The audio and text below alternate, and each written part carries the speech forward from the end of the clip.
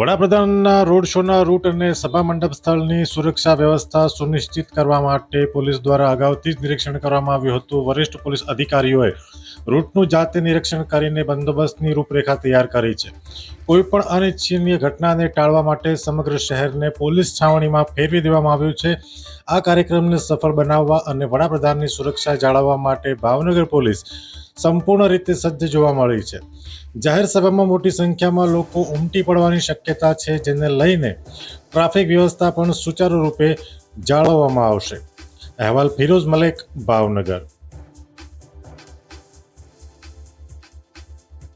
અમે તમને આપીશું પળે-પળના સમાચાર. જો તમે અમારા નિર્ભય માર્ગ ન્યૂઝ ચેનલને સબસ્ક્રાઇબ કર્યું નથી તો અત્યારે જ નીચે આપેલા આઇકોન બટન પર ક્લિક કરીને સબસ્ક્રાઇબ કરો અને શેર કરવાનું ભૂલશો નહીં.